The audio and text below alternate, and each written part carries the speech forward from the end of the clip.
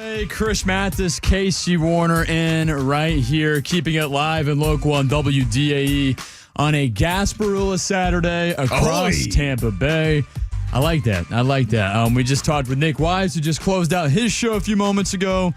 All things on the table this morning, but the big story we all have heard about, but not everybody's gotten a chance to talk about. We want to hear from you guys at 888-546-4620.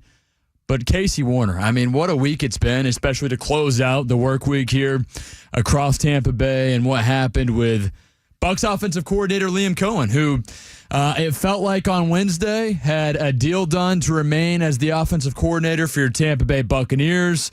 Pretty much all the reports were that he was coming back for year two to run it back with his Buccaneer offense.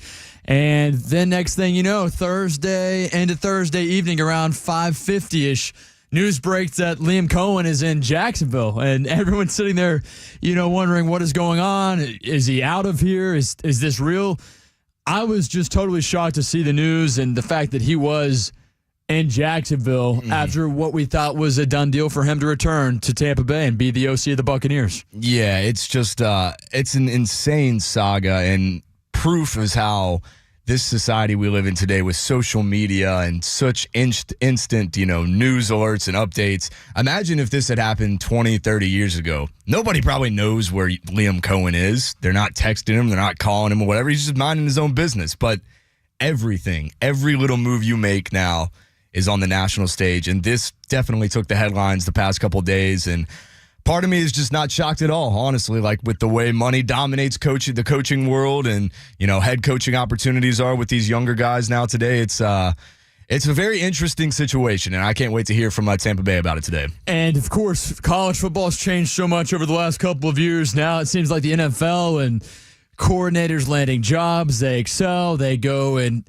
take head coaching jobs. This is 2 consecutive years in which the Bucs offensive coordinator leaves after his first year and lands a job as a head coach in the NFL, starting with Dave Canales last year, goes to take over the team with the Carolina Panthers, and now Liam Cohen, the head coach of the Jacksonville Jaguars. So totally just, I am shocked only because it felt like there was a deal in play. And I remember Thursday just approaching it like, wow, Bucs will have an opportunity not only to build off of last year's success offensively, but also get better. And I was thinking this offense was going to take a huge leap. The question is how would Liam Cohen be able to duplicate that or get better? But I didn't doubt him because Baker Mayfield is so dialed in. Him and Baker had such a great connection, Casey, and one that I thought was almost irreplaceable because, from the time with the Rams, Liam Cohen was working a little bit with Baker Mayfield, in which he had that incredible comeback drive to win the game a couple of years ago. And then to just totally not only not inform the Buccaneers, but ghost the Buccaneers after several phone calls, text messages, the whole 9 yards, and to have Liam Cohen not even return the favor, the courtesy of, hey, I'm in Jacksonville, or more importantly, letting them know, like, hey, I know we talked about a deal last night or earlier today. Just give them the heads up, You might see some reports. I'm in Jacksonville. I'm just going to, feel things out one more time in Jacksonville to make sure I'm not missing out on something. And I think that the problem was the Buccaneers wanted him so bad.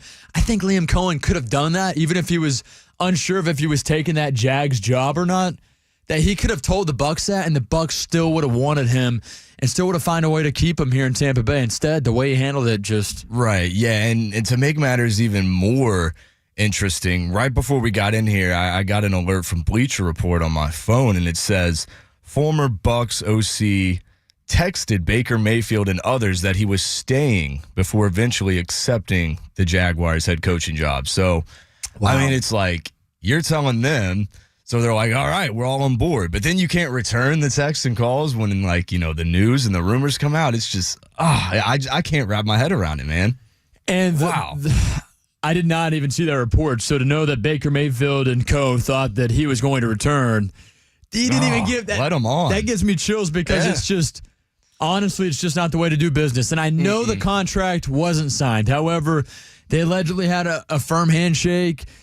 If you're going to break that handshake, that commitment, at least have the courtesy of reaching out and letting your employer at the time, because he was still employed by the Buccaneers, right? I mean, he still was the guy with the Buccaneers, and I was always told you don't bite the hand that feeds you. No. And Liam Cohen, he did more than just take a bite of the hand that fed him. So it just wasn't the right way or a proper way, the professional way of handling the situation. I guess there is technically no right way. However, there is a more precise professional approach for that, and Liam Cohen did not own up to that, did not go that route whatsoever, Casey. Yeah, I heard someone call, I think it was a caller that called in on the drive last night and said, where's the 2 weeks notice? You got to give your employer a written 2 weeks notice. I don't know about all that, but I mean, at least a heads up or something of what the situation is, maybe an offer amount, maybe something to give him leverage. I don't know. I think this whole situation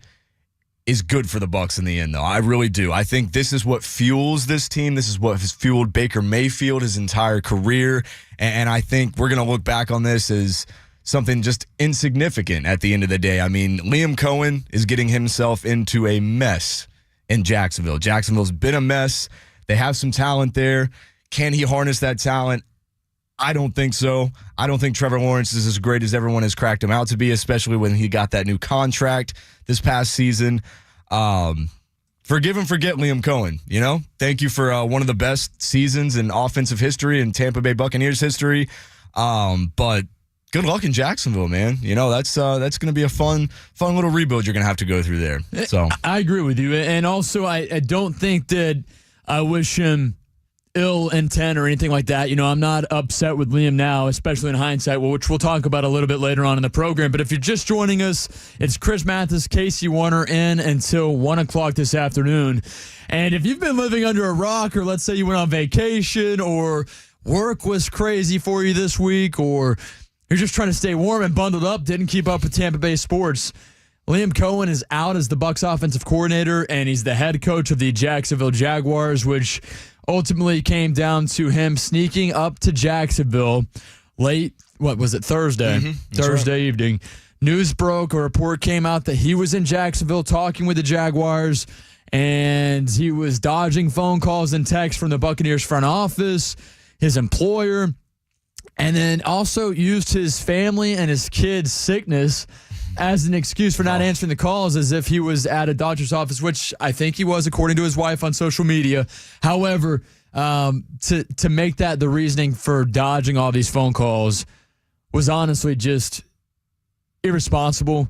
It was twisted. Yeah. It was disrespectful of his family. I mean, it kind of sounds almost a little snaky, too. And I know it's a huge opportunity for him and his family, but just the way of handling the business wasn't okay with me. Not at all. Yeah, it's. I think it just continues to say a lot about what kind of guy Liam Cohen is. And I'm not hating, man. I'm not judging if that's the way you roll. That's cool. I mean, but he went back and forth to Kentucky twice, then with the Rams. You look at his resume, it's a year here, year there, a couple years there. So, I mean, it's really not surprising. When you look into it more, it tells you who he is. And at the end of the day, is that somebody we wanted to keep in Tampa Bay and eventually maybe have the reins as head coach? Probably not. So at the end of the day, like I said, I think it's all in all going to be okay for Tampa Bay. The Buccaneers are still on the right track. They still have Baker Mayfield, and Baker Mayfield is going to go into his 9th season with his 9th different offensive coordinators. So he does this, man. He's used to this. It's nothing new for him. And what's odd to me as well is if you're Liam Cohen, realistically, you have to look at Todd Bowles. And we've talked about this a time here and there along the way here since we started the show, the debut of the show, going on close to a month ago. So you feel as if with a guy in Todd Bowles that he's not going to be around forever, number one, because I don't know if he's going to live up to the expectation, the standard here for the Buccaneers, starting with next year. They got to win another playoff game. They got to take that next leap. But now you have somewhat of a setback, potentially, with having a new offensive coordinator, if you want to look at it that way. New playbook, new scheme, so many different things on that front that could play a factor into the future of Todd Bowles and his tenure with the Buccaneers. I felt like if Cohen was to stick around, you'd have to have a pretty gut feeling, even if you kept it to yourself, that at some point the Buccaneers were going to move on from Todd Bowles, and you would absolutely be that next guy. Even if it wasn't written in a contract, you have to have that gut feeling because you are an offensive guru.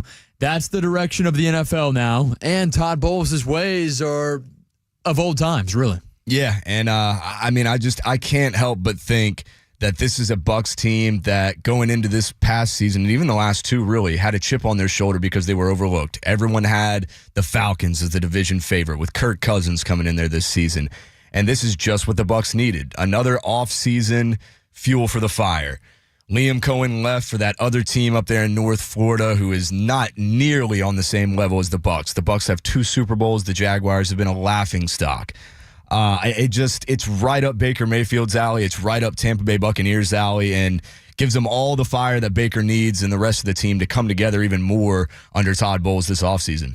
And I'm excited now to see what happens with the offensive coordinator search, which we do have some news on. We'll talk more about that here coming up on Chris and Casey. Gio, Buccaneer John, we see you guys on the phone lines. We got to take a quick commercial break right here on the program, and we'll continue to talk about the Buccaneers, their future, Liam Cohen as well. What was your initial reaction when you heard the news? Didn't feel real to me. We'll talk about that and a look ahead at what's for the Buccaneers in the weeks and months to come. It's Chris and Casey here on WDAE. Tampa Bay Sports Radio.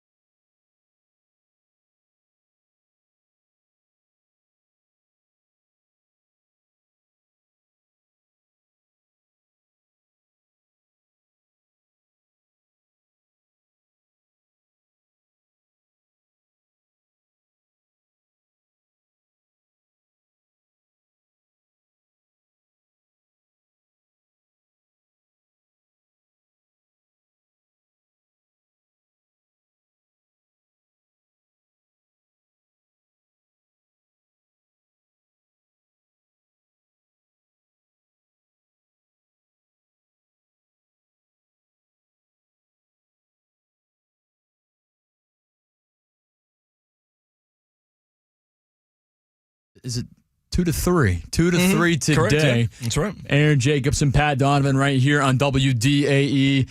And talking about, of course, the news of Liam Cohen and the Buccaneers' future. The initial reaction, I mean, I feel like, at least for the foreseeable future, this is going to be one of those moments in which you think back to that day, where you were, that moment when you heard the news, because we were all riding sky high thinking about the future of the Bucs. Baker Mayfield would have an offensive coordinator back-to-back years once again.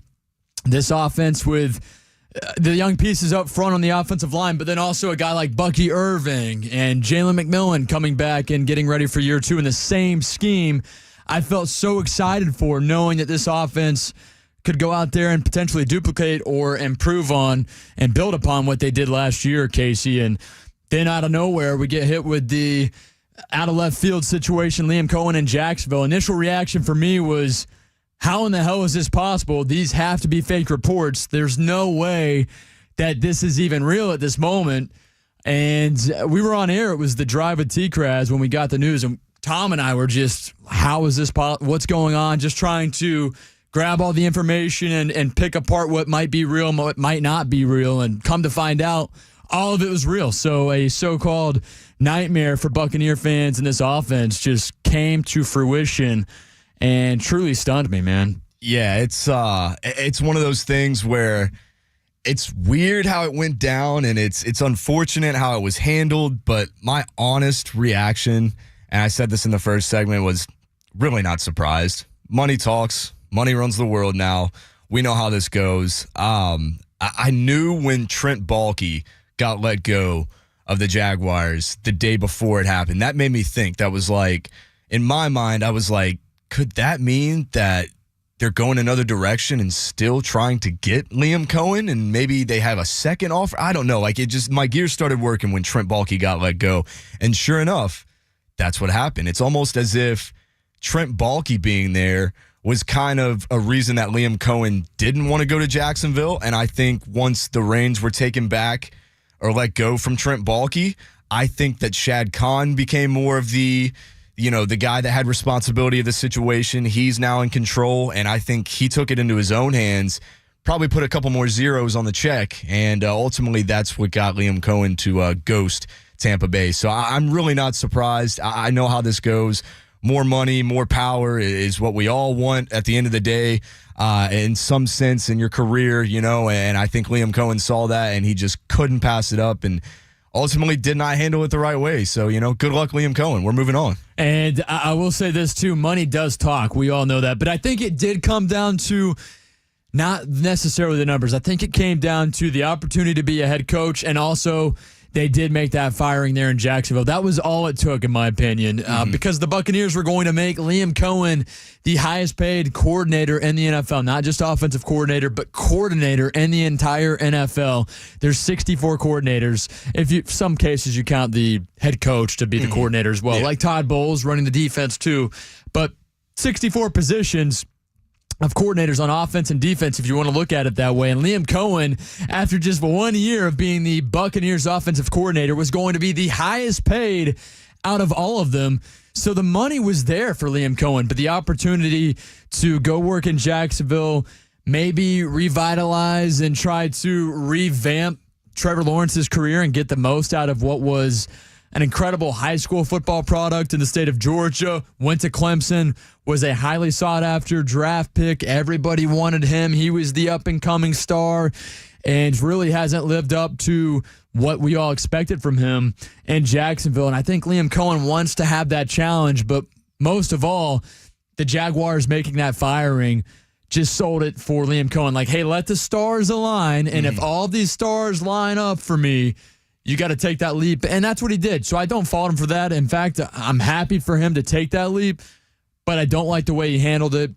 That's not how I was raised to do business by any means. I mean, I wouldn't feel good about myself, even if I got the job, knowing that I did wrong by my former employer who gave me an opportunity to have my prior role as an offensive coordinator in the NFL. But Casey, let's hit the phone lines. We've got Gio who wants to talk about Liam Cohen, and it's Gio and Brandon. What's up, Gio? Gio. I want to talk about Benedict Cohen, and I want to bring up that the real Benedict Arnold, who switched sides during the American Revolution, eventually died of gout and was in debt when he died at the age of 60. I'm not hoping that Cohen gets gout, okay? But let me ask you a serious question. Trevor Lawrence, is he in the top third of NFL quarterbacks, middle third of NFL quarterbacks, or bottom third of NFL quarterbacks? I'd say he's probably in the middle. That's where I'd put him. Solid 15, 16 maybe. Okay. Name offensive weapons the Jaguars have. You asked me this the other day. I got you, man. They got Tank Bigsby. They got Travis Etienne. They got Christian Kirk. They got Brian Thomas Jr. I mean, they got some pieces. But who? That's gout. That is the human. That's gout, bro. He is going to suck in Jacksonville. He is linked into that quarterback who's overrated. He is not going to do good. He's not going to make the playoffs, and he's going to be fired in less than 3 years. And when he comes begging to try and come back to the Buccaneers, please say no. I hate him. I hope he gets gout. Okay, bye. All right, Gio. Hey, thanks for the call from Brandon. That is Gio. That was a little personal, but I will say this. I don't think that his teammates around him and his pieces there in Jacksonville are that bad. No, they're not terrible. I mean, Gio is making it out to sound like the Jaguars are like the Raiders or something. I think the Raiders are a team that are in much worse shape than the Jaguars. Good luck, Pete Carroll, on that job. But, it's not even close, man. Yeah. I mean, at least the Jaguars have a quarterback with potential. At least there's guys with potential there that they've spent early round draft picks on. I mean, it's not a wasteland by any means, so. And I also know that he comes from, he feels disrespected as a fan from Liam Cohen, and he's upset, as all of you guys are too. A lot of you guys are, unless you're turning the page and looking towards that next chapter like A.J. Brown might be doing tomorrow in the playoffs on the sidelines with that book. Let's go to Dave, who's in Brandon, just like Gio. What's up, Dave? It is Chris and Casey here. Guys, I haven't been this excited in a while. Me and my buddy have been talking all year that the NFL needs a jolt. Let's get past the Chiefs. This Jaden Daniels, man, and I'll even go back, guys, when the undefeated Patriots were going up against the Giants, I never felt more sure that the Giants were going to win. And I'm going to say the thing, that the Commanders, they're going to beat the Eagles, man. I would love to see that, man. That's definitely the one that I think I'm way more excited to watch personally. I think a lot of people are tired of the Chiefs, and I'm going to be honest. Whenever I see the Chiefs play at Geha Field and Arrowhead Stadium, I struggle to watch it, man. So I agree with you. I'm much more looking forward to the Commanders and the Eagles. That's the game to watch. Yeah, I'm with you guys. Two things, guys. Yeah, what do you got? See if you agree with me. I think of the four quarterbacks, whatever quarterback is going to decide he's going to use his legs to win the game, to will the game, and I think that's what Daniels is, because he's got nothing to lose. He's young. Then you've got Bobby Wagner on the defensive side, grouping in his guys. That's why I think it's going to happen, man. Well, Dave, we appreciate the phone call. That's Dave and Brandon here on Chris and Casey, and I look forward to that game as well. Both games, marquee matchups. You're talking about a game in which you have Patrick Mahomes and Josh Allen. What some people claimed, the baby goat? Isn't what they called him years ago? The baby goat. The baby goat. I hate that, but it's Patrick Mahomes against Josh Allen, a guy who's still trying to get over the hump, get that Super Bowl championship on his mantle, and try to prove that he's capable of doing so. And then on the other side, you have a young rookie quarterback who is trying to make history, starting with tomorrow's game against the Philadelphia Eagles and a banged up Jalen Hurts. So I am excited to see how these two games play out. Marquee quarterback matchups, really. And, of course, the later game, Josh Allen, Patrick Mahomes, is one that truly entices me. We'll talk about those games. We're actually going to pick those games a little bit later on in the program. And we also have some player props for you guys as well for these two games, the NFC and AFC championship game that you're not going to want to miss out on. But as far as Liam Cohen and what is shaking out here in Tampa Bay, the Bucs will have their so-called hands full as they try to find their next guy, because you've had success back-to-back years of relying on Todd Bowles, Jason Light to find that next coordinator. And both guys that stepped in not only came in and had success, obviously Liam Cohen a lot more than Dave Canales, but Canales had enough success to land a head coaching job as well. So both guys are now head coaches in the NFL, Casey. And that's where the NFL is changing. It feels like one opportunity, you just need 1 year. If you crush it, with the turnover rate of coaches being fired in the NFL, your chances of landing and earning a gig as a head coach are that much higher in today's game. If you would have told me going into this season that Liam Cohen was going to be a hot item for a head coaching job at the end of the season, I probably would have said you were crazy. I would have said you were crazy about Dave Canales last season in the same sense. So it shows you where we're at with the game of football in the NFL right now, the trendy, young, offensive-minded head coaches. And I think ultimately you look at franchises like the Rams that went out and risked it for a guy named Sean McVay who had never been a head coach before, had never even been a coordinator, and ultimately he ends up being one of the greatest coaches in that franchise's history. You look at Kevin O'Connell, who just signed an extension with the Vikings. He came from that McVay tree. These young guys, I think Mike Tomlin was, quite frankly, the first one to start that trend back over a decade ago. I mean, it's just a completely different league now. You still got some of those older coaches trickling in, and Pete Carroll with the Raiders, and then you got Brian Schottenheimer, who's been around, and he's been a coordinator. So a couple interesting names yesterday that got announced as head coaches, but it really says a lot about the league and where we're at this point in time. And that's what makes this Buccaneer offensive coordinator job that much more intriguing and enticing, not only for any coordinator of any caliber, a guy who's proven himself, or a young guy who's trying to make a name for himself in the NFL. For example, Dave Canales, this job, this opportunity right here in Tampa is spectacular, and it's very promising. And I think the Buccaneers will have plenty of candidates that are true candidates. I mean, the top three that it comes down to, I think you can look at any of those three and say, hey, truly, I feel as if any of these three would have success here with this Buccaneer offense. We'll continue to talk about that. We do have a name or two that we're going to look into as we continue here on Chris and Casey. Also, the Buccaneers have officially made their first interview request of their next offensive coordinator. We'll talk about that more right here on WDAE.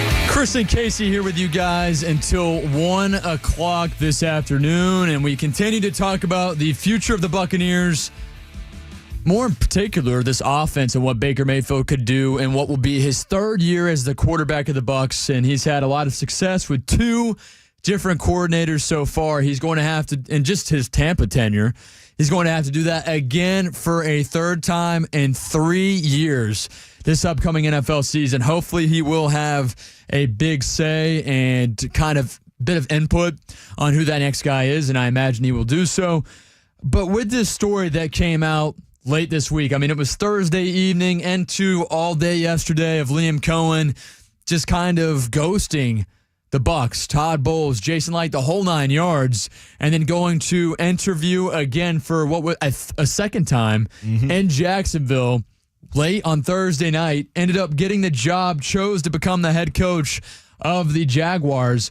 That story has got to be one of the craziest stories that I can recall in Tampa Bay sports history. And for me personally, this is going to sound bad, but for what we do, Casey, and being able to talk about a story like this, not often do you have an opportunity to talk like this or talk about someone doing this to their employer, especially at the NFL level, number one. Number two, where you and I are in position to have a Saturday show and discuss this. So selfishly, this story was very entertaining for me. It's great. And it's kind of like a so-called blessing in disguise, if you will, because we're able to delve into that. We get to be the market to talk about this and let Buccaneer fans of this team, former fans that now hate Liam Cohen, and I say former as in former fans of Liam Cohen and his offense, can now voice their opinions with us, 888-546-4620, and on the Bartow Ford DAE text line at 82945. Start that text with DAE. It's astounding. This story is one of the craziest Tampa Bay sports stories in recent memory, at the very least, that I can recall. Yeah, I mean, it's definitely got to be up there. You just mentioned coming out of the break there, Wander Franco. That's got to be up there. For me, Tom Brady coming to Tampa. I mean, I think that rocked the entire sports world, not just the country. That's up there. The roof coming off of the Trop, that was insane. And really the whole Tampa Bay area, the Tampa Bay era. When I first moved down here in 2021, Rays coming off of American League Championship, Buccaneers coming off that Super Bowl with Tom Brady, back-to-back Stanley Cups for the Tampa Bay Lightning. Those are things that come to mind when I think of craziest stories or biggest sports stories in Tampa Bay recent history. But I think this is ultimately one for us, and you talk about here sitting in the media chair, that we get fan reaction. And I love that because, I mean, since I've been on part of this show, we haven't really had a show where we've had too much reaction, I guess, per se. It's more been about analyzing the Bucs and what they've done in NFL playoffs and whatnot. But we get the reaction today. We get to speak from the bottom of our hearts how we feel about it, how we think it's going to be going forward, and ultimately you, Tampa Bay, what you all think. So, and also another story that I think also some way, somehow was swept under the rug. I shouldn't say that. We forget about it in hindsight, but Tom Brady missing 11 days of training camp out of the blue. That's also a story that's up there for me. I think the Wander Franco story has to be number one because, I know it's a baseball reference, knee slapper, but out of left field completely. And to know that he would do that, he would risk his career, risk his personal life, risk anything and everything for that, and what broke regarding Wander Franco is totally shocking. I don't think there's anything on that level that can reach that standpoint. I should say that output of what had happened and what's going on here with Liam Cohen. But this has got to be a top 5 sports story in recent Tampa Bay sports history. As you referenced and what we talked about earlier, Antonio Brown storming off the field there with the New York Jets a couple of years ago, when the Bucs were primed to make a deep playoff run. And then that was the year in which they had the 0 blitz against the Rams, season over. That's it. So for me, this has got to be top 5. I would venture to say top 3. Are you in the same boat, Casey? I would say more top 5. I don't know if it's top 3 for me because, like I said, at the end of the day, I wasn't really surprised. I knew something fishy was going on with the Trent Baalke situation, with a possible second interview that never happened, how there was never anything in writing for Liam Cohen being the OC here in Tampa. It was all kind of just thrown out there for us to assume. And you can't assume anything in this league, not for long. That's why it's called the NFL. So at the end of the day, I'm really not surprised by this. So I can't say it's like top 3. It's maybe top 5. But it's definitely shaken Tampa Bay and the entire state, I think. I think that's what's great about it, as we were talking about yesterday on the drive. T-Crass was saying how sports fans up at the sports station in Jacksonville were saying his name and trolling him. And I think it's great, man. I mean, I think we have a budding rivalry maybe developing here between Jacksonville and Tampa Bay. So that's awesome. It's bringing us all together as a state. And I think it'd be cool if the Jaguars could have success with Liam Cohen, because ultimately it'd be an AFC, NFC rivalry thing, more so than, the Dolphins and the Bucs have been in past years. And it's great for the state, man. It gives us a lot of publicity. It gives us the focus, and it says everything we already knew about Florida. It's a football state, man. Yeah, and then to know that we're keeping it right here. You've got a guy who's going from Tampa Bay to Jacksonville. Now we can potentially form that rivalry. And whether a guy like Baker Mayfield wants to admit it or not, he's gonna have something. He's gonna have a little chip on his shoulder regarding Liam Cohen and the Jacksonville Jaguars. We got a couple of phone calls here at 888-546-4620. Let's knock some of these down. Let's go to Kenny and Tampa. Kenny, good morning, man. It's Chris and Casey. Hey, good morning. I just heard you saying that this is one of the craziest things, but I thought back when they traded for John Gruden, I thought that was one of the craziest. Like, they fired Tony Dungy in the middle of the night, like in the rain, and then they traded. I don't know if any other coaches have ever been traded for, but he couldn't bring in any of his coordinators or anything. It was just him, and then he took us to the Super Bowl the next year. That's a great point. I somehow completely forgot about that. Maybe because we were very talking, young. Yeah, and we were talking recent. Yeah. That was what, 20 years ago. Yeah, 20 plus years ago. Over 20 years ago. Over 20. Yeah. So, yeah, that had to be something crazy. And John Gruden's talked about that before, not being able to bring his guys from the Raiders to Tampa. Some way, somehow, goes out, takes that defense, just gets enough from the offense. They win it all against his former team. That is definitely up there. What is the craziest sports story in recent Tampa Bay sports history? We're talking about it with you guys. We've got Reese and Largo. Reese, good morning. It's Chris and Casey. What's up, Reese? Hey, you guys. How are you? Fantastic. Hey, so I just want to say I was mad at first, and then I kind of thought about it, and I think Liam Cohen kind of screwed himself, if you ask me, because I think he was next in line to potentially be the next head coach of the Bucs, and I think the Bucs may have been willing to possibly even let Bulls go to keep Cohen, maybe. Who knows? But so I kind of think he screwed himself in a way, so I'm not too upset anymore. Yeah, thank you for the call, Reese. I think that's a more than valid point. I mean, at the end of the day, he's going to reap what he sows. I mean, he really is. He's going to a mess in Jacksonville, and that's putting it lightly. Can you fix Trevor Lawrence? Can you find a new GM that's going to bring in the kind of personnel that you want? Can you get the most out of these first-round draft picks, Trevon Walker? Can you get the most out of Travis Etienne? All these weapons that they do have on offense. Can Brian Thomas continue to develop? There is a lot of weight on Liam Cohen's shoulders, and it's all on him, man. He doesn't have a GM. He has a guy in Shad Khan that has been proven to make some questionable moves as the owner. And, I mean, he's in a situation there where they need a new stadium in Jacksonville. They're playing a lot in London. It's a mess. He really has a lot to prove by this. And ultimately, yeah, you're absolutely right, Reese. It's all on him, and he's going to find out. And they don't have much expectation in Jacksonville either. No, and that's the good thing, That's I good guess. for him. Yeah. Good for him. We'll see how it shakes out for him. I'm not entirely sure he's going to see immediate success because you're not necessarily the offensive coordinator at that point. I mean, you're a head coach. You're in charge of all of it. And that relationship with Trevor Lawrence is going to be vital for him.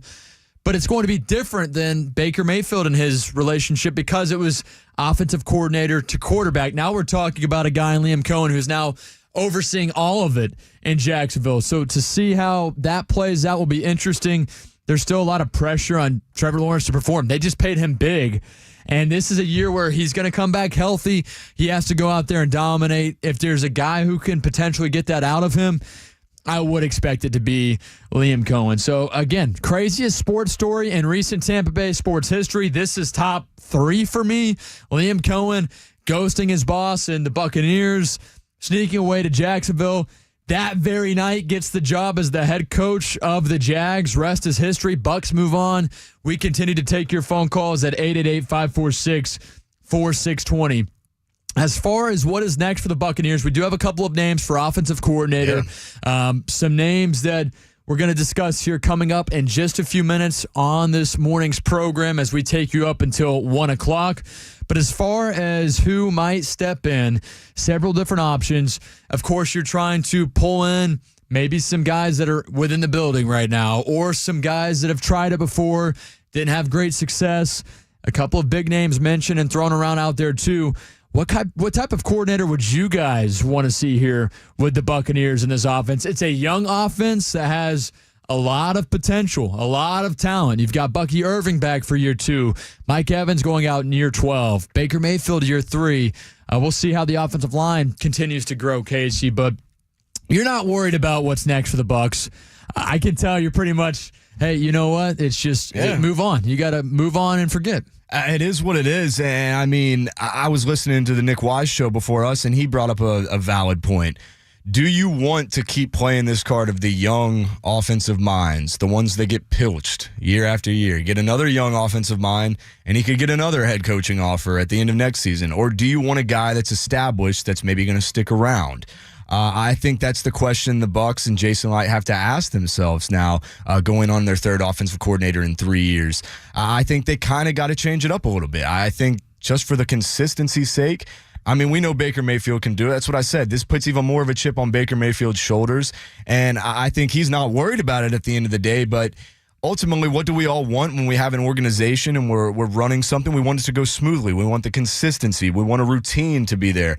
And the routine has been there is no routine for Tampa Bay with an offensive coordinator. It's find a new one every year. So you got to ask yourself, what do you want? And maybe it's time to change up that formula for offensive coordinator search. And we will discuss that. We'll debate. We'll see where you land on that. I'll discuss where I land in that regard and what's next for this Bucs offense and their search for an offensive coordinator replacing Liam Cohen after just 1 year. Steve and Ocala, we see you. We'll get right to you after this quick 2-minute commercial break.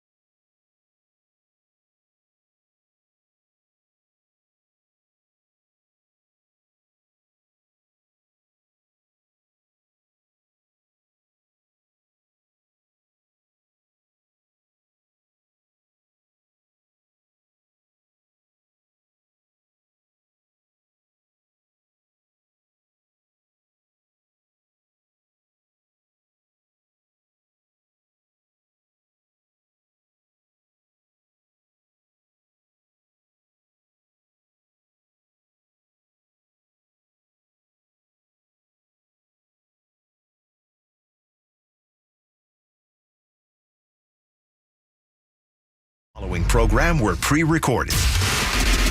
Chris and Casey on Tampa Bay Sports Radio, 95.3 WDAE and AM 620.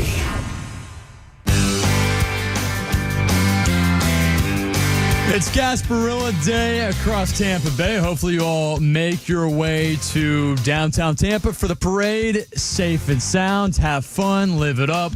And while you're doing it, you're joining us here. It is Chris and Casey. We keep it live and local on Saturdays until 3 o'clock in the afternoon. That's right. Up next, Rock Riley, followed by Aaron Jacobson and Pat Donovan, which is it's pretty cool. They've come full circle. Started with the Saturday show. Mm-hmm. Now with Morning Drive, and they still will do a couple of shows here and there on Saturdays too. So gotta love it. I know we're going to continue to talk about the Buccaneers and all things Tampa Bay, but who might replace Liam Coen as the Bucs offensive coordinator?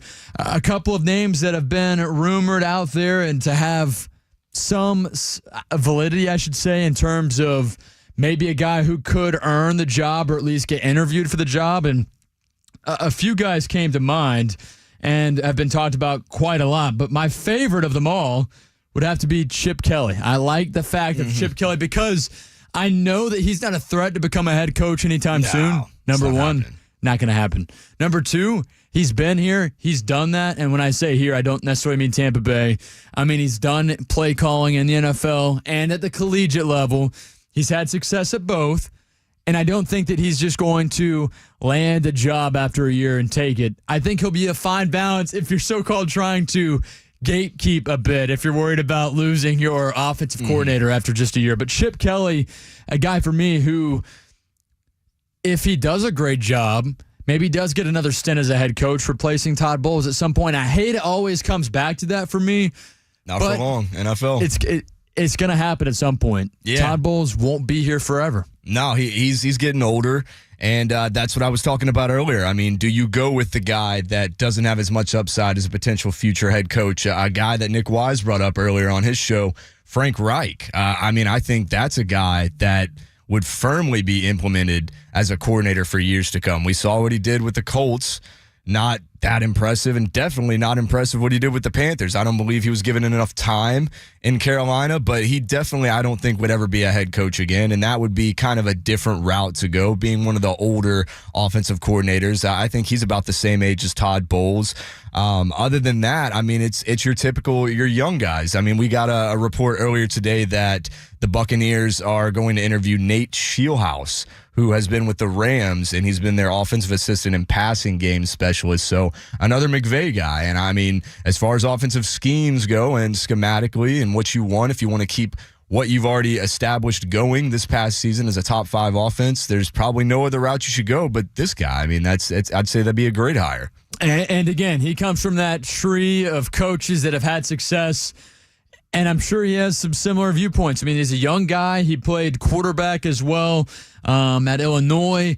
He's looking to get his first big gig. He is the first interview the Buccaneers will conduct for the offensive coordinator position following Liam Coen. A couple of websites have thrown out a couple of other names as well as far as potential candidates. Mike LaFleur, offensive coordinator for the Los Angeles Rams, has been thrown around it too. And younger brother of Matt LaFleur, Green Bay Packers head coach. Chip Kelly, as I referenced earlier, I feel as if he's at least got to be one of your top candidates. Maybe he doesn't kill the interview process or they talk to him and it just doesn't seem like a right fit, but he's definitely a must interview for me. Jake Peets, another guy who's been talked about and thrown around in the realm of a potential interview for the Buccaneers. He's the passing game coordinator out in Seattle who had a similar situation with Baker Mayfield as the Bucs do with Baker, as they did with Geno Smith there out west with the Seattle Seahawks. So several names.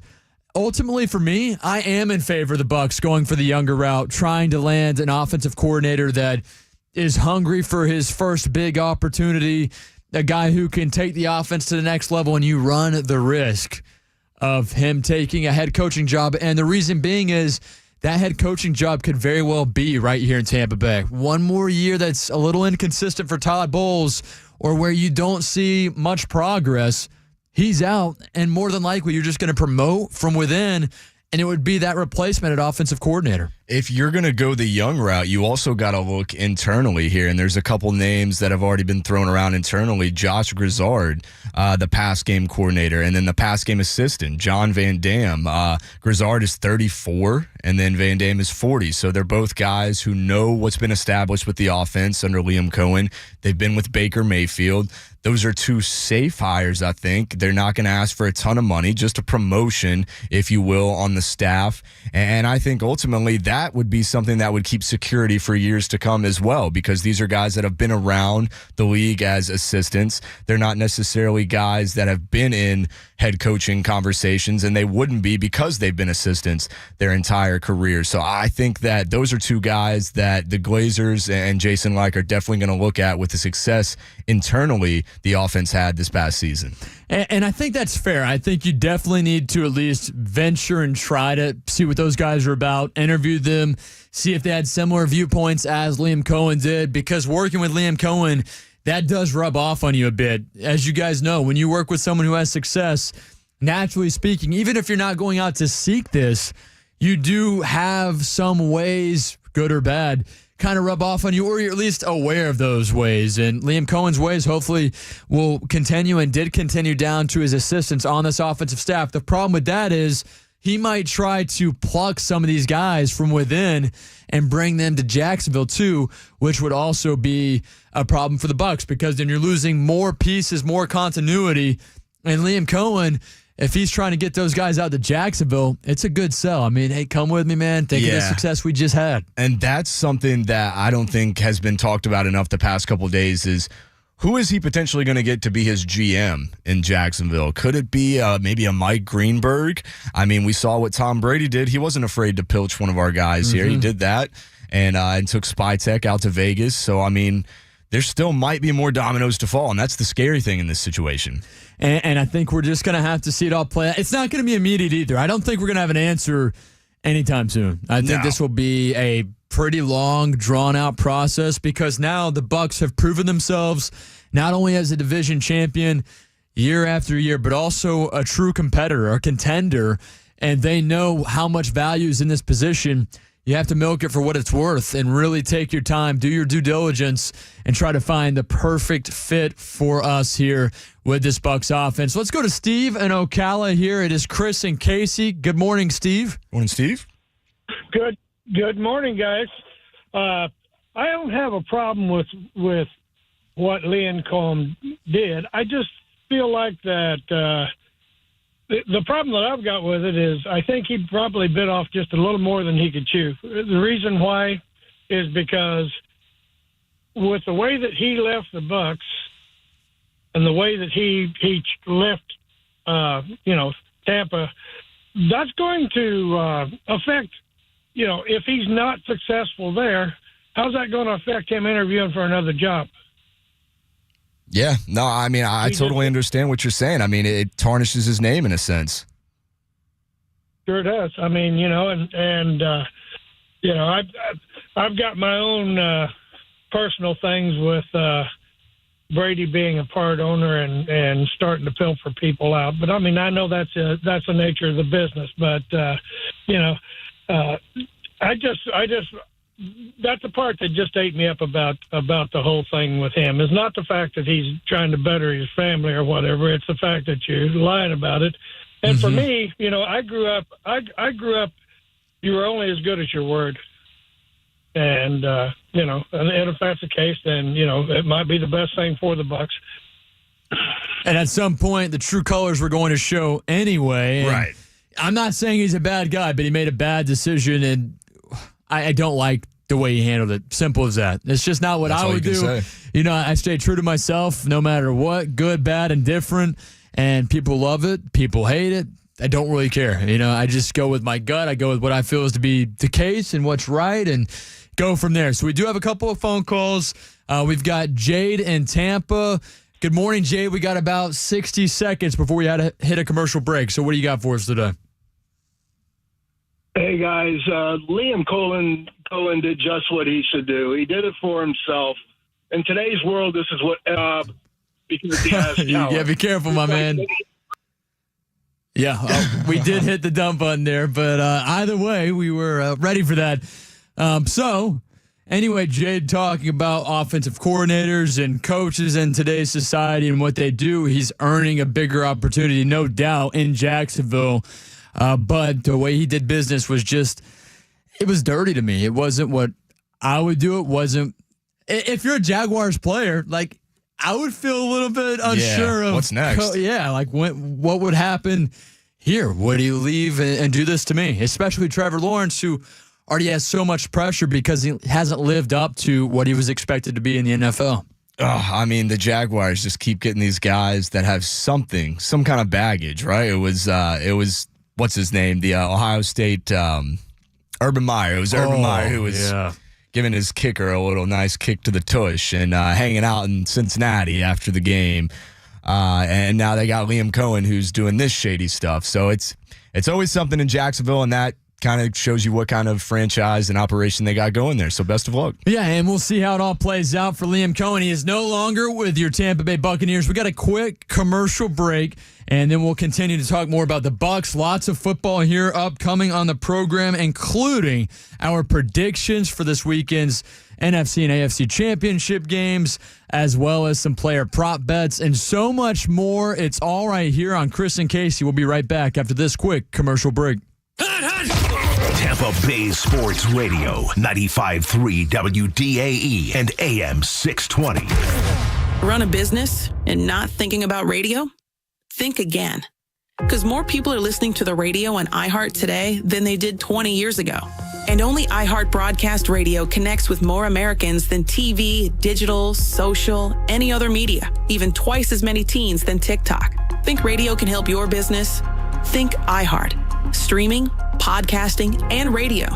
Let us show you at iHeartAdvertising.com. That's iHeartAdvertising.com. This is the story of the one. As a maintenance specialist for University Housing, he knows college students can major in wear and tear.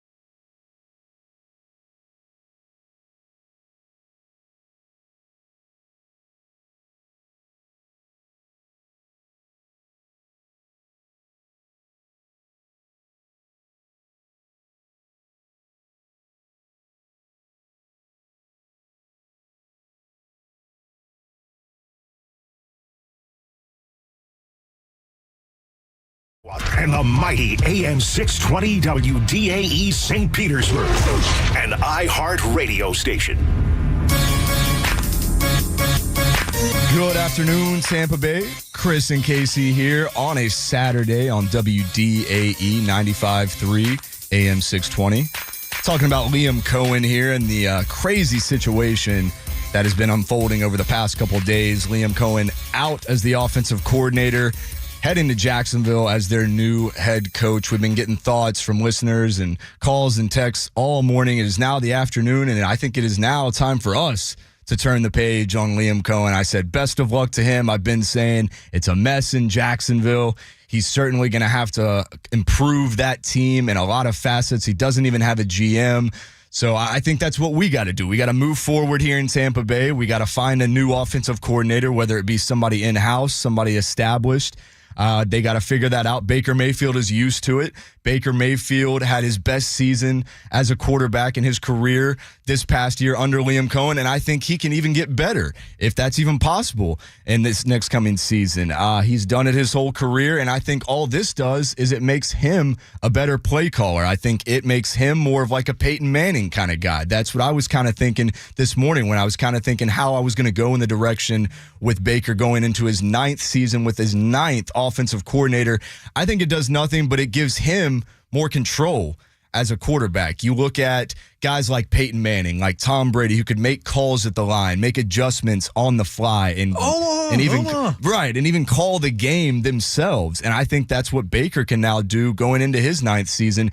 He knows what his ceiling is with the way he played this past season, and it can only help him grow as a player and a play caller for this Tampa Bay Buccaneers offense that he's going to carry the torch next season. And this is literally what Baker Mayfield has learned and has had to deal with for his entire playing career. It's simply next man up mentality. You hear it's a cliche. We all know that, but it's the absolute truth when you look at Baker Mayfield and his resume of offensive coordinators in the NFL. Year after year, the turnover is insane.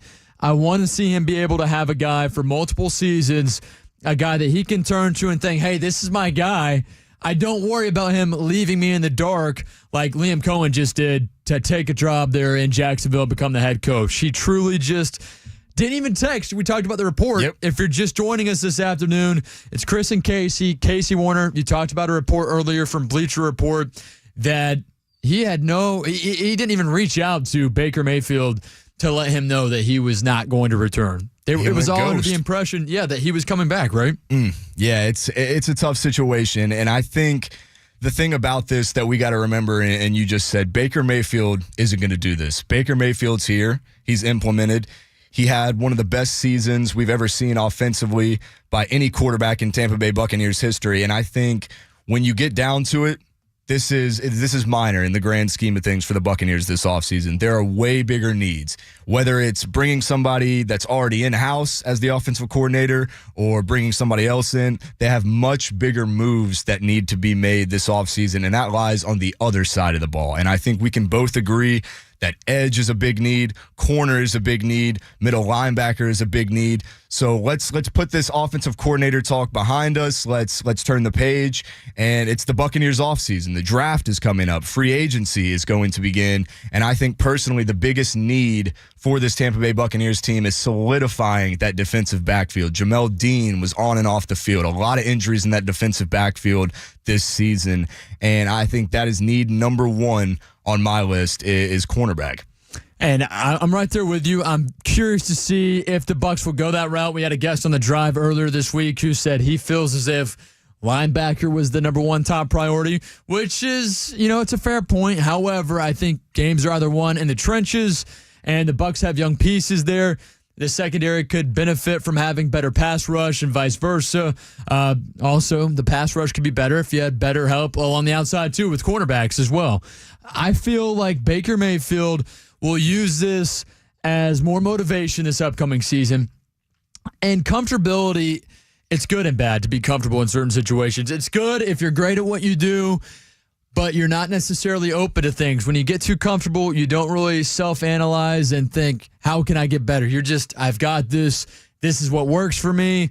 I don't need to do this. I don't need to do that. This is working. Whereas if you're trying to prove yourself or learn something new, as the Bucs will be doing with a new offensive coordinator, new playbook, new everything on offense, it keeps you hungry because then you have something to prove not only each and every game, but each and every day at practice, at training camps, during the bye week, game week, the prep. It's just that much more of an importance to these guys to be able to succeed and have these so-called little daily wins throughout the process instead of getting so comfortable that you don't necessarily feel those wins meaning as much as they truly do. And this reminds me of a situation where, let's say, like you're in middle school, you're trying to fit in with the group, right? You're trying to fit in with whatever group of friends you're trying to connect yourself with. You have all these cliques, especially middle school. I think after middle school, that kind of dissipates. But in middle school, you're trying to find your way around, and you always have that core group of one or two friends that no matter what group you go to, they're always there with you. And you might have these new friends that are getting some attention, but when it comes down to it, you look back at those two that have been in your corner since forever, and you just know, hey, I got you, you've got me. That's what Baker Mayfield's going to feel here with Mike Evans this upcoming year, Bucky Irving, Tristan Wirfs. It doesn't matter who comes in. We'll love them. We'll try to grow with them as that offensive coordinator. But as long as I've got my guys, I'm riding with you. We're going to go the distance. Let this be a way to challenge us to get better, and this could really motivate the Bucs more than they already were, being doubted by the national media. And the last few weeks, we've just been talking about the whole Liam Cohen as head coach versus Todd Bowles, and boy, did we get clarity on that situation. I think that gave us more clarity than we could have ever asked for on the whole thing. I mean, you were talking about a guy in Todd Bowles who's led the Buccaneers to 3 straight division titles as head coach, and losing in the wild card round this year and maybe still getting fired after making the playoffs like that. And we got all the clarity we needed. We don't want a guy like Liam Cohen here in Tampa Bay who's going to do shady things like that. Sure, he's a young offensive mind. He has the upside, but he's not professional. Let's just cut and dry. That's how you got to put it. He's not professional. He's not what you want as head coaching material. That's not what the Tampa Bay Buccaneers are about. And we still have those pillars. Liam Cohen was not a pillar. That's all the clarity we needed right there. Todd Bowles is the pillar, Baker Mayfield, and ultimately the Bucs still have one of the best GMs in the game right now, Jason Light. And I have no doubt that Jason Light is going to make the right hired offensive coordinator. The offense is going to stay the same, if not get better, with Baker Mayfield and company and Bucky Irving and all them returning. And the defensive side of the ball, like I said, is what is most important this offseason. Got to get the defense right, especially for a guy like Todd Bowles, who is coaching for his job, possibly again here in this next coming season. It's his side of the ball, the defense, and he's got to get that defense right. And if he doesn't, I think he's probably gone after this year. I really do, because the Bucs probably approached him this offseason and said, hey, look, this is our weak link. This is what you are spectacular in. Yes, you had injuries to deal with, but this is a prove-it league. This is a league in which it's go out there, show me what you've got, be the best you, but you have to adapt and learn as well. You and I are young in radio, and we've had to adapt in so many different ways over the last 5-6 months, and we're doing great, right? There's always room to improve, but there's more changes along the way that we have to challenge ourselves even more, and that's just a part of what we do. If you want to be the best at anything, you have to be willing and acceptive of the challenge to do so. Let's go to Nate in Sarasota. What's going on, Nate? Good afternoon, man. It's Chris and Casey. Hey, what's happening, guys? Look, I got one thing to say, maybe two, but the Tampa Bay offense is so good until they make OCs look better than what they are. And another thing, what your boy did, it's going to come back to bite him in the ass. He's not going to have good luck. Go Bucs. Go Bucs, fire the cannons, man. That's right. I have no doubt. Yeah, we were just talking about that. The offense is going to continue to grow as long as Baker Mayfield is here, as long as Mike Evans is here, as long as Bucky Irving is here. Studs on the offensive line. You have all the pieces you need. You don't need an offensive coordinator like Liam Cohen who's shady like that. You can bring in somebody else. Next man up. Hire from internally. Hire someone else. It doesn't matter. Baker Mayfield's going to find a way. He has proven that. I couldn't agree more. Liam Cohen has taken on a mess there in Jacksonville. On the Barstool 4 DA text line, it says, I'm hoping Greenberg is smart enough to not get involved in that mess. And Nate just talked about how he's getting into a mess there in Jacksonville. And you got to think, who is he going to take potentially from the Buccaneers front office to be his GM there in Jacksonville? And if he does take somebody, that's fine. We still have Jason Light here in Tampa Bay, one of the best GMs in all of football. So good luck up there down the road in Jacksonville. Does a lot for the state. Let's have a new rivalry. I think a new rival is welcomed with all these other NFC South teams who can't beat the Bucs. Why not add another rival in the AFC South in the cross-conference rivalry? I love it. I'm with it, too, and we'll see how everything shakes out with the Jags and Liam Cohen, but we're turning the page in Tampa Bay. It's move on. The Bucs have officially requested to interview their first candidate for the head coach, or I should say the offensive, not the head coach, offensive coordinator job, and that is Nate Steelhouse, the assistant and pass game specialist for the Los Angeles Rams under Sean McVay. So They already doing their homework. You know, there's more homework, more interview requests to come for the Bucs, not only in the coming weeks, but coming days as the Bucs look forward to getting set for the NFL draft. I mean, that's just around the corner. Starting January 25th. It's Gasparilla Day in Tampa Bay. I wonder if the Bucs will try to fulfill that coordinator position and have that solidified before the draft. I would venture to say yes. Yeah. That'd be the smart move, but who knows? Maybe there's so many great candidates. Maybe they're trying to figure it out. They're in a bind. Until then, hopefully that is not the case. So we've been talking about Liam Cohen, more importantly, talking about what isn't with Liam Cohen and the offense here in the Bucs. It's over with.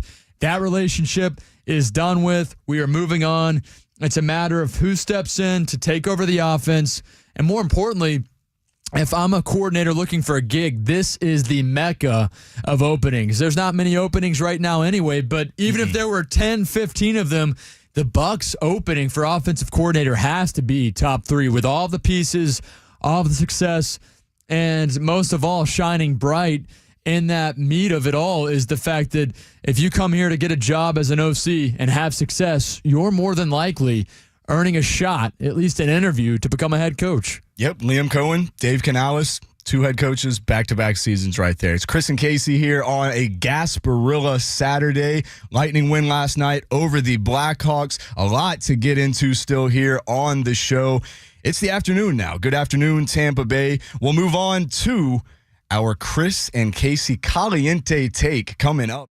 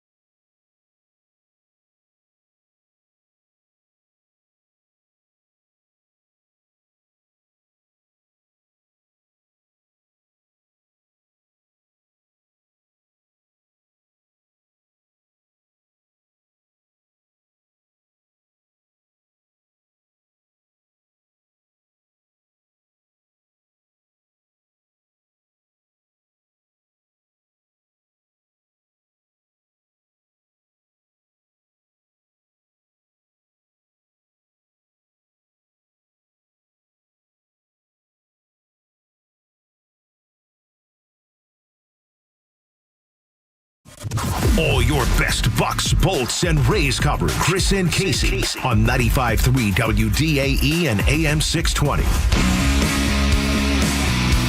Chris and Casey here on a Saturday, WDAE 95.3 AM 620. Live and local all day long. Chris and Casey with you here till 1 p.m. Then the great Rock Riley from 1 to 2. And Aaron Jacobson, and even Pat Donovan. What, both of them? That's right. From 2 to 3, those goons. Aaron Jacobson lost his bet with Nick Wise, and he is doing a Saturday show for the next few weeks. He's done 2 now. I believe he's got maybe 3 more going into February a little bit with that, so that's very exciting.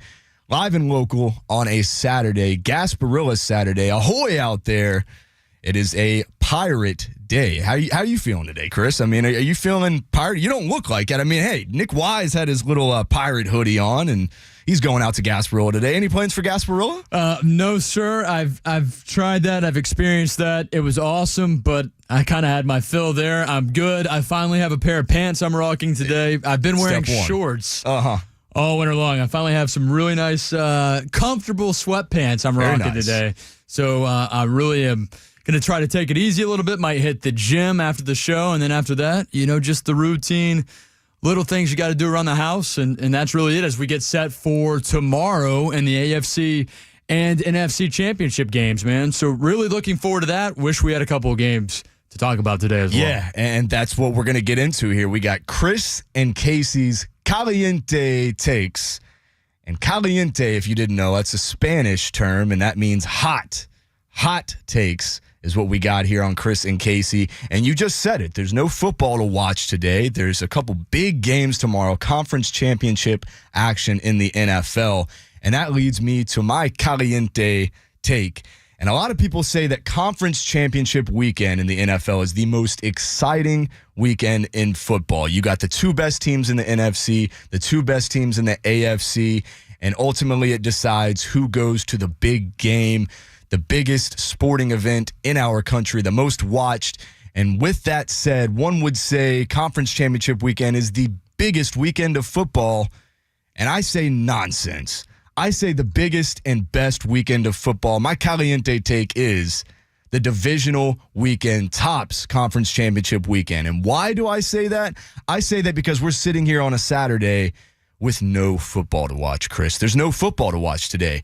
Don't you feel empty inside? Yeah, no, I do. I do. I wanted to cry yesterday on the drive home. Yeah, it's like the last few weeks we've been doing the show. We've only been on air for about a month doing this show together, and I've had that comfort, that warmth in my heart, knowing that I got football to watch. I know that I got beer in my fridge. I'm going to sit there and watch football the rest of the day. I don't have to leave the house. It's a beautiful feeling.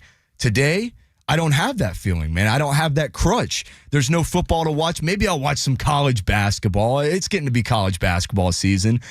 Maybe I'll mess around and go to Gasparilla if I feel like it. I don't think I'm going to do that. So it's like, what am I going to do with the rest of my day? Take a nap? No, it's divisional weekend, man. That's the best weekend of football. I mean, you look at the games that we had last weekend. And I mean, I don't need to tell you that last weekend was a stellar weekend of football, beginning with the Texans and Chiefs, which I think was a much better game than people gave it credit for. There's been the whole controversy this week with Patrick Mahomes and the Chiefs getting all these calls and this side and that side on that. Ultimately, the Texans, I think, gave them all they could in Kansas City on the road. 23-14, turned it into that 9-point game with that late safety. It could have been an 11-point game, ended up being a 9-point game. That game was probably the weakest of the four, and I think that was an underrated game. Then you go on to the next game, and you go on to Commanders and Lions on Saturday night. Everybody thinks that the 1-seed Lions are the team to beat in the NFC. They're bound to go to the Super Bowl. This is Dan Campbell's season. This is Jared Goff's year that he gets back to the Super Bowl. And Jaden Daniels and the Commanders say, nonsense. We're putting up 45 points on you in your place.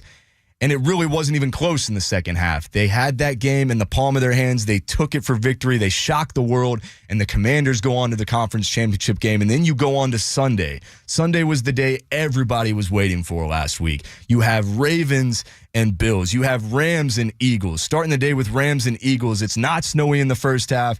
It is a blizzard in the second half. What a game that was. Matthew Stafford coming out and almost making that comeback, but just short. Saquon Barkley gets it done for the Eagles. Incredible game there. And then Ravens-Bills, it comes down to one final play and one final 2-point conversion. Mark Andrews does not catch it at the goal line, and the Bills defeat the Ravens. That was my favorite weekend of football of the entire season, Chris Mathis. That's my caliente take. NFL divisional weekend is the best weekend of the year for football. I think you just sold me on that. Growing up and being a young fan all the way up until a few minutes ago, I was really big on the conference championship weekend being the number one dog. You know why? Because you're knowing when and who is going to play in that big game, which two teams are going at it. But when it comes down to it, knowing that there's no football on Saturday, it's the last I mean, tomorrow's the last full weekend with football, really. I mean, last time this season we'll have more than one game. That sucks. It really does. Yeah. And it's upsetting because then you have fewer games to bet on, and obviously the season coming to an end. I always had thought that the conference championship weekend was the biggest because we're that close. We know which two teams, more importantly, which two quarterbacks, because growing up as a Bucs fan, I didn't have to worry much about the Bucs being in the championship game. So I was worried about the opposing teams, quarterbacks, and who were playing in the big championship, the Super Bowl, to end out the season. And for me, to look at that matchup, conference championship weekend, was just the best growing up as a kid. But as you get older, as you start to place a couple of bets on games, and as you start to realize how much of your life revolves and goes around the football schedule and how much content you learn and bring from football games in the playoffs to on air or even social media, not having Saturday's games is a big blow. And it really hit me when the Bucs season ended. About 5 days after their season ended, that the regular season, or I should say the playoff season, was coming to an end. Football was almost over. That crushed me. But then waking up today knowing we had no NFL games, no college football games on the slate, it hurt me, man. It truly hurt me. So I like your first ever Caliente take here. That's great, man. And if you're just joining us, it's Chris Mathis, Casey Warner. We've got a new segment, our hot take, the Caliente take, if you will. And for me, before the season even started, I had thought that for some odd reason, the Washington Commanders were going to be last year's Houston Texans this year. I thought they were going to do that, even without knowing who the head coach was going to be, which it was kind of crazy to do that. It was definitely my best guess and best take of the year, if you will. Yeah. But I thought they might be able to be that next team that's been slept on. And it was not only because of what I thought they could do in the draft and with their future head coach, which ended up being Dan Quinn. It was also just looking around the NFC East. I wasn't big on Philadelphia this year coming into the season. I wasn't big on Dallas this season.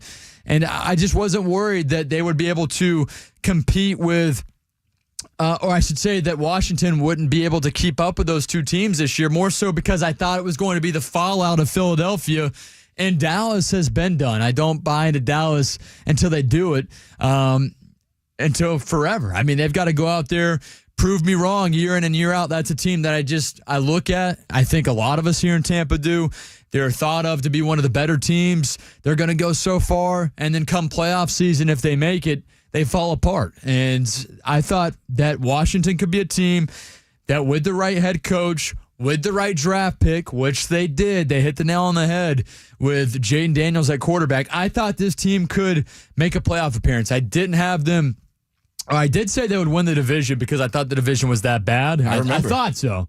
It didn't shake out that way. They did make a playoff appearance. So for me, I got to ride with this team. I do. And even when it came to the Bucs taking on the Commanders, all the way up until our show, Casey, Saturday morning, I thought the Commanders were going to beat the Bucs. The listeners changed my mind that day. I went with the Bucs over the Commanders. I was wrong. I should have trusted my gut. Stayed with my pick of Washington, going out there, upsetting the Bucs here in Tampa Bay. The rest would have been history. Instead, I go against my gut. Washington beats Tampa. Then Washington takes on Detroit. In Detroit, beats up on the Lions. Jaden Daniels proves that not only is he a really good quarterback, but he's going to be one of the next quarterbacks that takes over the league. And with a win tomorrow, he would be the first ever rookie quarterback to take his team to the Super Bowl, which is unbelievable. If you hear it, it doesn't sound right. Impressive. That's because it's never been done. He has a chance to be that guy. And I don't want to get into any numbers. I don't want to give my prediction yet. We're going to talk about that here in a few moments.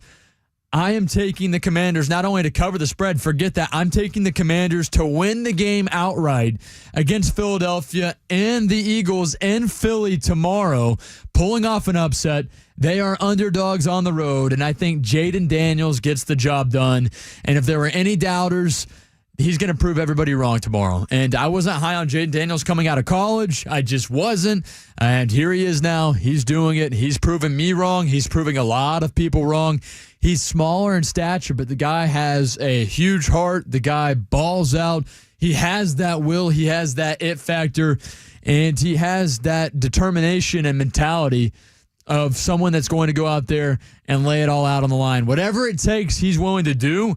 And I heard earlier this week that, they're going to be trying to spy on him, quarterback spies on Jaden Daniels. You have to. I don't think it's going to work. I think this guy's determination and willpower will be able to have him have some success on the ground to some extent tomorrow. So my first ever Caliente take is Washington upsets Philadelphia on the road, and they will play in the Super Bowl come February.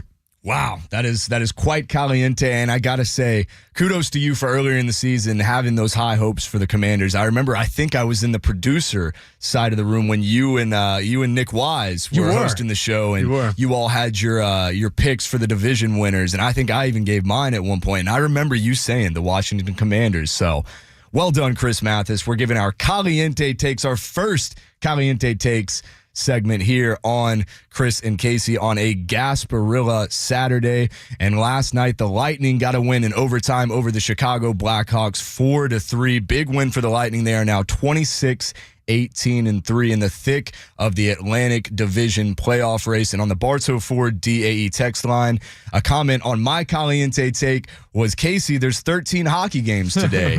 And hey, that's what I'm saying. I mean, the Lightning in the thick of the hunt for the playoffs. You still got about half the season left, and it is hockey season. It's completely hockey season. Got college basketball on today, and there's another text that says, don't say there's no sports to watch today. Put a basketball game on when there's nothing else. I agree with you. I'll probably have some college basketball on later today. Getting close to March Madness, getting close to Stanley Cup playoff time, and of course the conference championship matchups here on Sunday.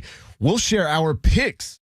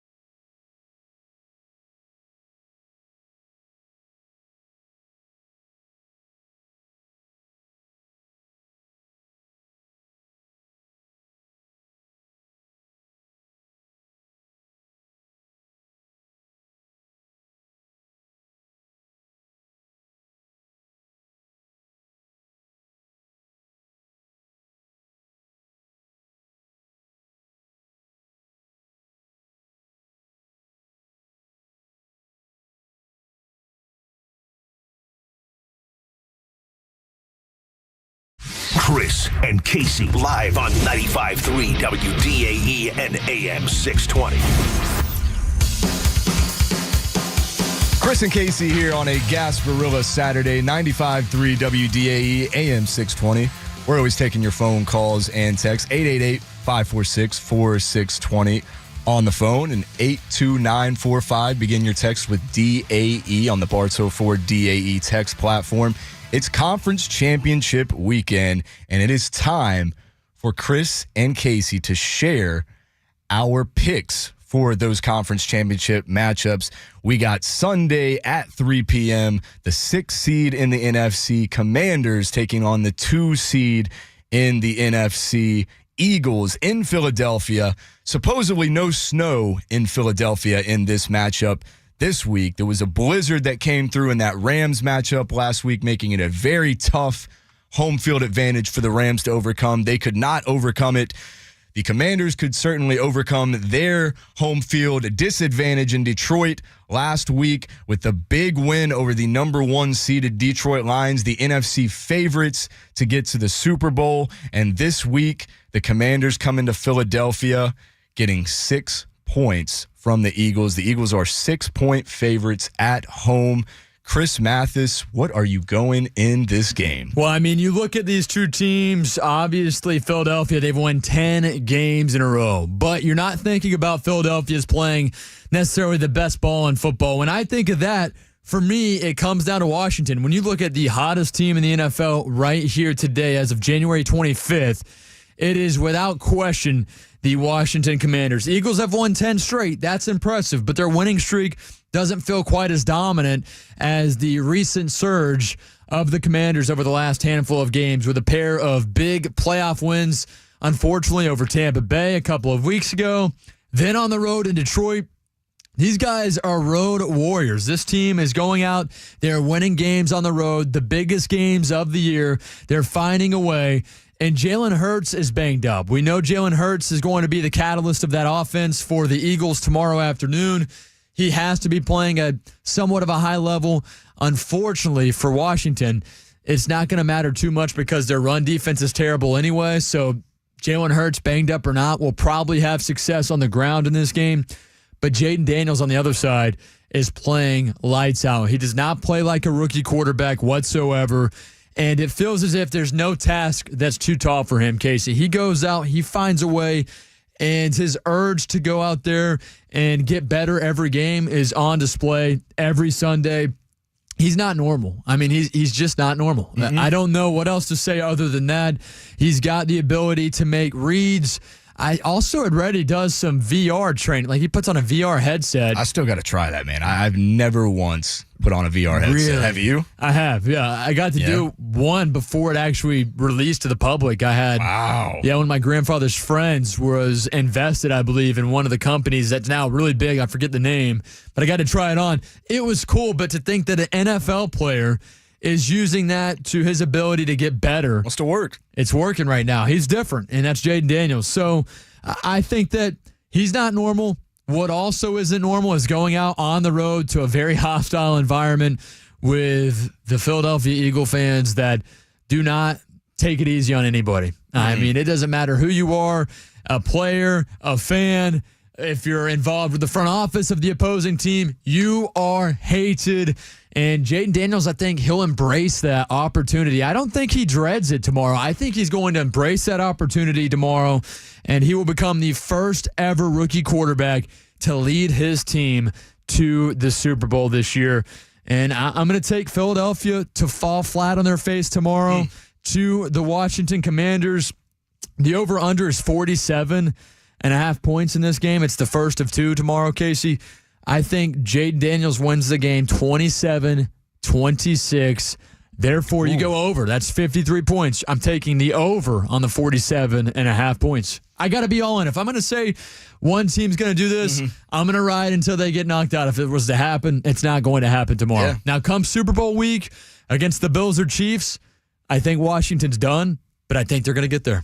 Yeah, it's certainly been the talk of the league. Jaden Daniels, the offensive rookie of the year, getting to the conference championship game, being the first quarterback to possibly get to the Super Bowl in his rookie season is huge. I mean, you look at this offense that the Commanders have with Terry McLaurin, with Brian Robinson Jr. A big loss for them this week, however, is Sam Cosmi, their best offensive lineman. And I think that is not going to go unnoticed in this game. You look at the Eagles and the way they beat the Rams last week. 65 passing yards. That's it, 65. It was snowing, but Matthew Stafford had over 300. Jalen Hurts, 65 passing yards. I mean, that's insane. And the sacks that he endured from that Rams defensive front, I think the Commanders defensive front is very tough. But you look at what he was able to get done on the ground. 7 carries, 70 yards, and that 44-yard touchdown run. Jalen Hurts is looking like Lamar Jackson back there. Maybe not as elusive as Lamar Jackson or Jaden Daniels, but he hits the hole hard.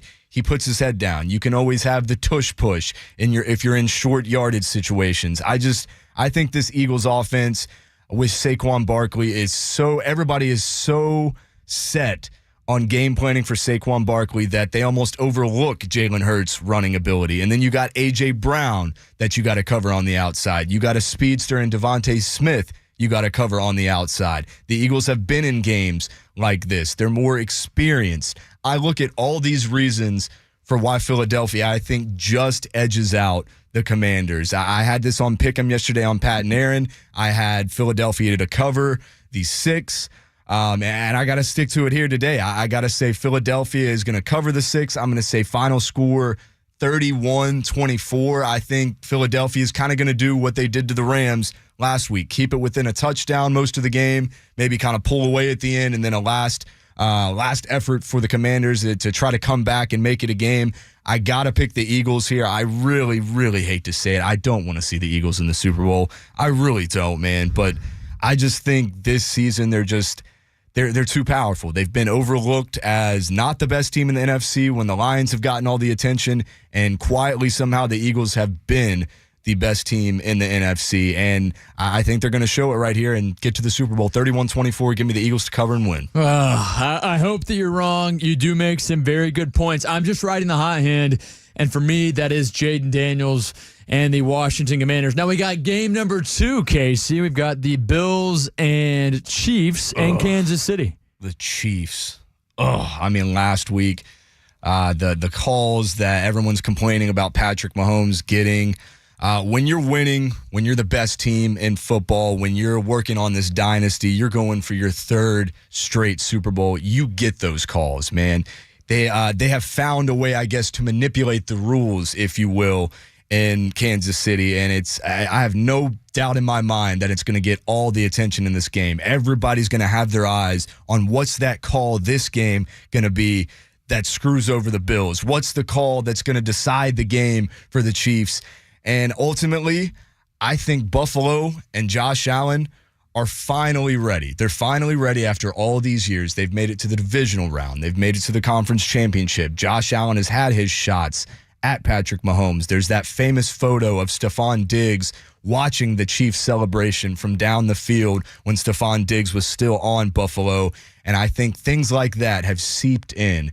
This is a Sean McDermott-led team that has had consistency on the offense. They've had some pieces come in and out, and I think they got the right pieces for Josh Allen to work around. I'm expecting a big day from Khalil Shakir and that offense for Josh Allen. I think Josh Allen's going to get it done with his legs. He's going to make the big plays. I think you can count Josh Allen to have an anytime touchdown. I think he's going to run one in this game. I think Josh Allen is going to do everything that Patrick Mahomes has done to win these big games, but Patrick Mahomes hasn't done this season. Not one of the best statistical seasons Patrick Mahomes has had. He's still been solid. He's still been the Patrick Mahomes we know. He doesn't make mistakes when the stakes are high. And I think in this game, it's finally Josh Allen's turn. Josh Allen finally gets the best of Patrick Mahomes and the Chiefs. The Chiefs' reign as AFC supremacy comes to an end. I think the Buffalo Bills cover the 2-point spread. I think they come out on top. I think this is a field goal game. I'm going to say 24-21. I'm going to say 24-21. I don't think this is going to be a high-scoring game. Over-under at 48.5 in this one. I think the under does hit, but I think Josh Allen, the MVP of the league, shows why he's the MVP of the league. They edge out the Kansas City Chiefs.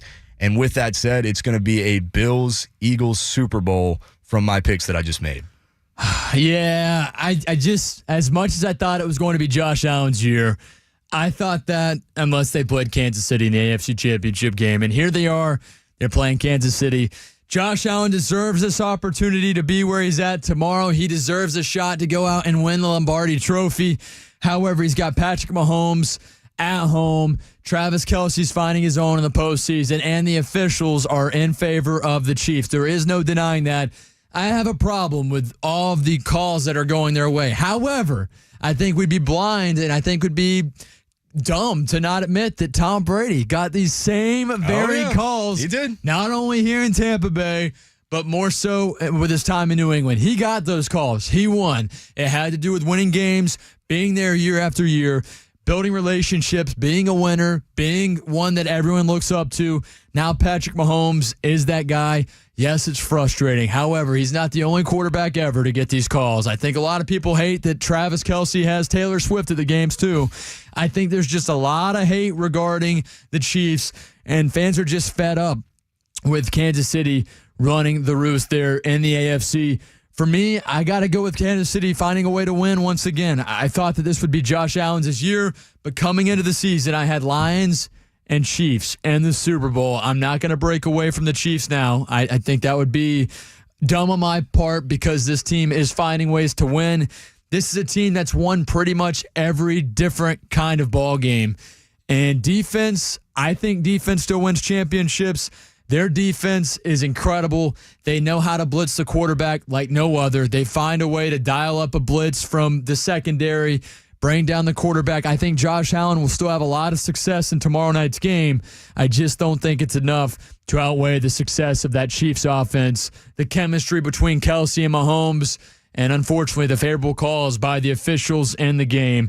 So I'm going to go with the Chiefs taking care of business tomorrow.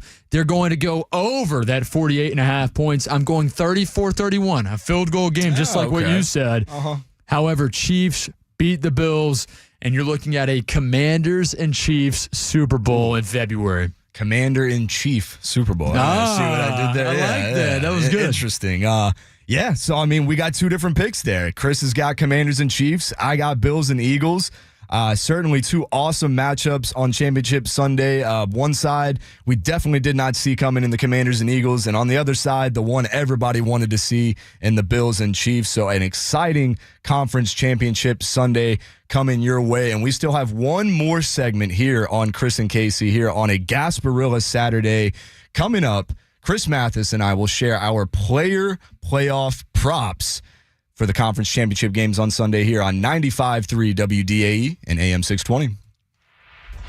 Tampa Bay Sports Radio, 95.3 WDAE and AM 620. From the Cool Today Weather Center, cooltoday.com. It's a cold morning across the Tampa Bay area. A freeze warning is in effect until 9 a.m. for the Nature Coast. The rest of our area continues to be under a cold weather advisory until 8 a.m. For your Gasparilla forecast, expect clear sky, lots of sun, and milder temperatures.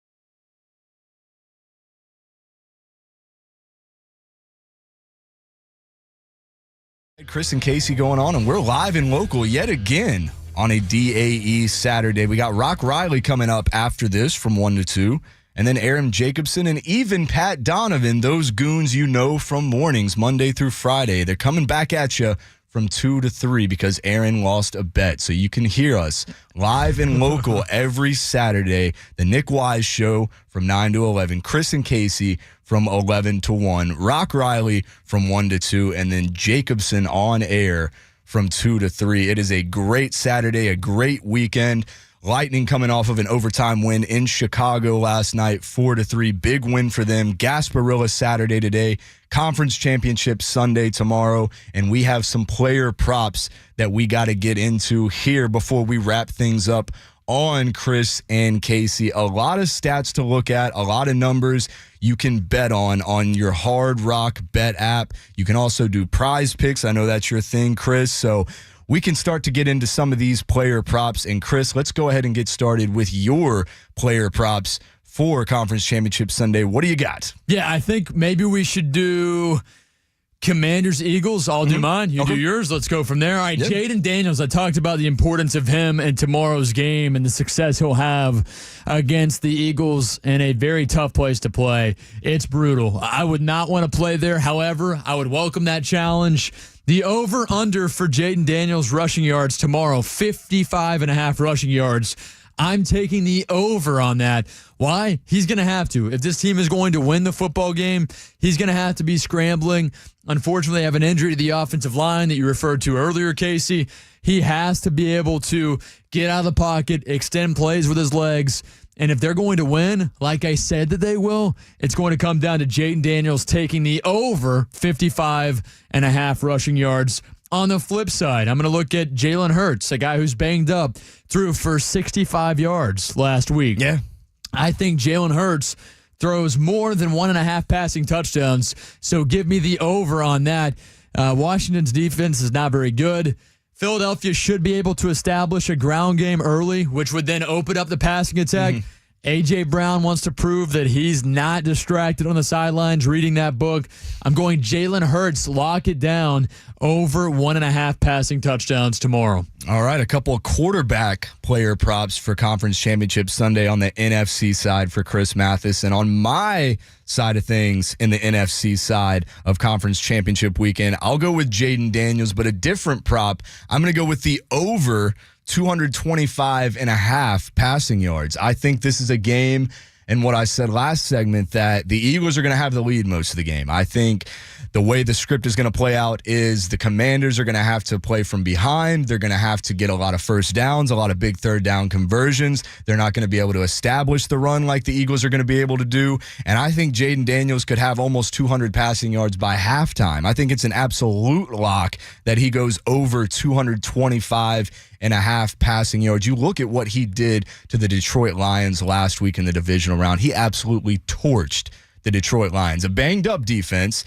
but the Eagles are a little bit banged up as well. They're missing one of their linebackers, and their defense kind of struggled in the pass game in a snowy game last week against the Rams. There's not supposed to be any snow in this forecast. Scary Terry's always going to do his thing. He is always a deep threat. I fully expect that connection to be working for Jaden Daniels. You know he can get it done with his legs, but I think he's definitely going to have to get it done with his arm if they're going to come back and have any shot of winning this game. I picked the Eagles to win. I think they're going to have the lead most of the game, so I think it's an absolute lock that Jaden Daniels goes over 225.5 passing yards. And you ask me, why are the Eagles going to win? Why do I think the Eagles are going to control the game? Because of Saquon Barkley. Simple as that. Saquon Barkley absolutely dominated the Rams last week. He had 2 60-plus yard runs, one with no snow, one in the snow, smacking his helmet in the snow, absolutely dominating the Rams is what he did this past season. I mean, he had the 255-yard game in the regular season. He went for 200 yet again last week. That's just under 500 yards against one team. That's absolutely insane. And this prop is insane on the Hard Rock Bet app. Over under 130.5. That is what they have set the line for Saquon Barkley's rushing yards.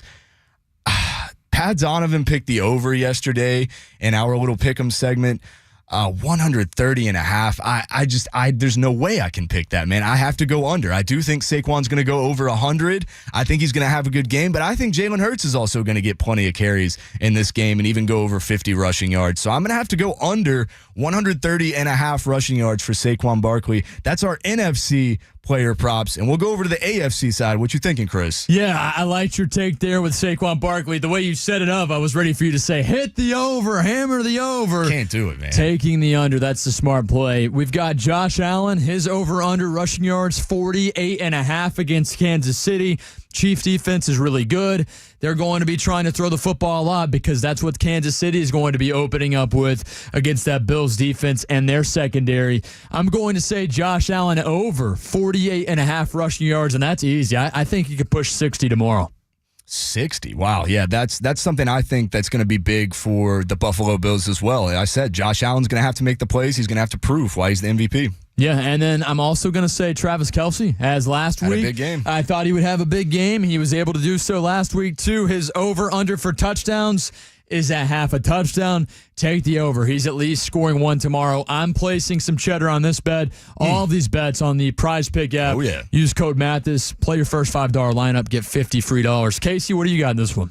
It's true. You can get $50 on that Prize Picks app. It's very tempting, man. I did it a couple weekends ago during Wild Card Weekend, and none of my bets hit, but that's okay. You know, that's why you got Right. that's why you got the promo code. He's hooking you up there. So, in the AFC Championship game, I'm going to start with Khalil Shakir, the go-to target for Josh Allen in Buffalo. Last week, he had 6 catches for 67 yards. I think he at least gets that against the Chiefs in this one. I don't think the Chiefs have the best secondary. I think they have a good defense. They got Trent McDuffie on that side of the ball, who I think is going to cover Khalil Shakir most of the game. But I think Khalil Shakir is going to get the best of Trent McDuffie. I think Josh Allen, in order for him to take control of this game, he's going to have to hit his go-to target. He's been able to do that all season. Amari Cooper's been banged up. Keon Coleman's been banged up. Dalton Kincaid has been banged up. Who's been the constant there? It's been Khalil Shakir. And Khalil Shakir going over 56.5 receiving yards, I believe, is a absolute lock. He's going to be the go-to target. He's going to have their most catches. He's going to have their most receiving yards. And Josh Allen's going to be looking for him all day in that AFC Championship matchup. And then another guy that's been a constant for the Bills this year on their offense. Not only Josh Allen, not only Khalil Shakir, but James Cook. James Cook is going to have to be that guy that is going to come up with the big play when Josh Allen can't. Of course, everybody makes mistakes in a big game like the conference championship. We know Josh Allen is going to eventually make a mistake, and James Cook is going to be that guy that sets it back on the right path. They're going to be able to establish that run, I believe, when Josh Allen can't get the ball out on time, when he's under pressure. They're going to be able to hand the ball to James Cook, hit him on the checkdowns.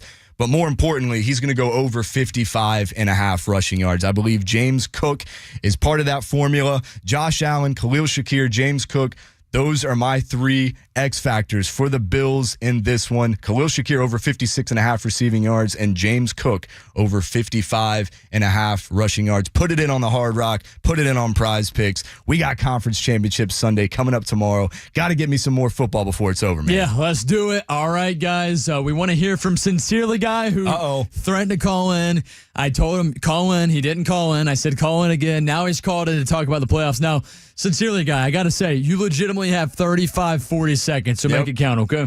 I know, up against the clock. I can do it. First of all, good to hear you guys on a Saturday together when you're not both having to act in supervisory capacities. It's kind of cool. Thanks, man. You guys are too young to know this, so you get a pass on it. But believe it or not, there was a time in the NFL when there were no special rules for special players. So I would submit to you that 75% minimum of the problem is not the referees making bad calls, especially on Mahomes and the Chiefs and all that. The problem is the idiotic rules that should not exist. In Sincerely Guys NFL, no special rules for the quarterback. I don't blame Andy Reid and him for taking advantage of it if they're going to pass such idiotic rules. In Sincerely Guys NFL, no special rules for the quarterback, no special rules for the kicker. Let's get back to good old school football. And that's the bottom line, because Sincerely Guys said so.